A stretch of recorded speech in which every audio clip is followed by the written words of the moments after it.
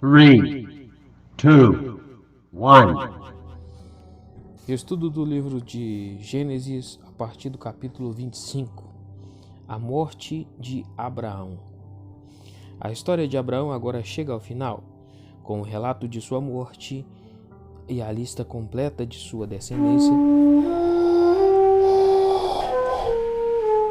Ele havia vivido exatamente 100 anos em Canaã e mudado a configuração política daquele lugar e dos países vizinhos, embora os resultados definitivos estivessem ainda muito distantes no futuro. O livro de Gênesis divide toda a humanidade em 3 grupos, mas fornece um outro tipo de divisão tripartite para a Palestina e terras adjacentes. Um grupo consistia nos antigos habitantes da região, cananeus, hititas, etc.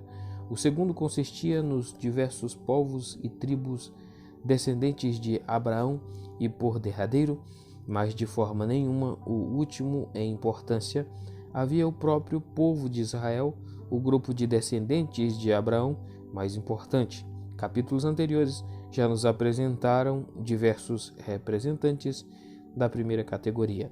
O capítulo 25 agora faz uma lista numerosa de grupos étnicos da segunda categoria. Essa categoria, por sua vez, tem 3 subdivisões: a descendência de Quetura, versículo 4, a descendência de Ismael, versículo 12 e 18, e por último, os edomitas, que eram descendentes de Esaú. Todos estes seriam futuros habitantes do norte e do sul da Arábia. Quetura não havia sido mencionada anteriormente, mas a posição dela parece ter sido a mesma de Agar, concubina, versículo 6. E podemos muito bem supor que essa união, como a de Abraão com Agar, ocorrera numa época bem anterior da vida de Abraão. Observe que o parágrafo não é datado de forma alguma. Foi Isaque quem recebeu a bênção completa, mas nenhum filho de Abraão ficou de mãos vazias. Os descendentes de Ismael, no entanto, escolheram viver separados, em cumprimento de 16:12. 25:19. Isaque, Jacó e Esaú.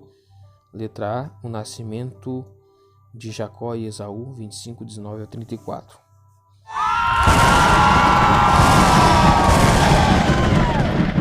Aqui começa uma nova e importante seção de Gênesis com o refrão: estas são as gerações de...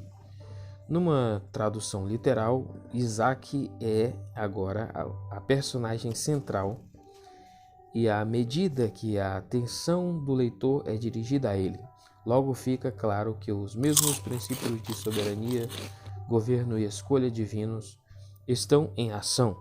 Rebeca é estéril, como Sara havia sido antes dela, e da mesma forma que a escolha divina tinha evitado Ismael para favorecer Isaque, o filho mais novo, agora o irmão gêmeo mais velho, é inferior ao irmão mais novo.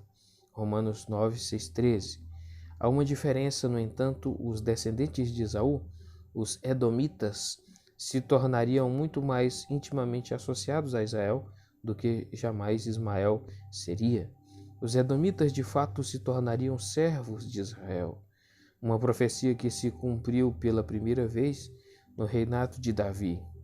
E em segundo lugar, o próprio Esaú, ao contrário de Ismael, tomou a iniciativa de abrir mão do direito de filho mais velho, ou seja, da grandeza territorial e da supremacia política para os seus descendentes. As descrições de Jacó e Esaú prefiguram as características gerais dos seus descendentes, em diversos aspectos, como a ocupação típica e a aparência física dos edomitas.